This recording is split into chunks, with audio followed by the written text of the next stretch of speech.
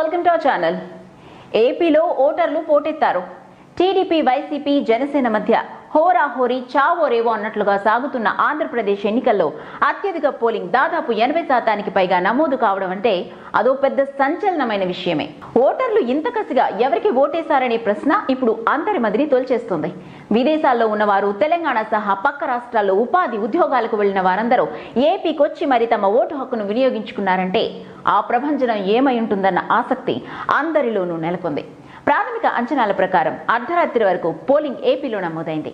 Polling శాతం 80 దాటేస్తుందని, 84% వరకు నమోదవుతుందని అంచనా. ఏపీలోని పల్లెల్లో అయితే 90% వరకు పోలింగ్ నమోదైంది. పట్టణాల్లో కాస్త తక్కువ నమోదైంది. ఇక ఏపీలో 3 పార్టీలు బరిలో ఉండటం కూడా పోలింగ్ శాతం పెరగడానికి కారణంగా చెప్తున్నారు.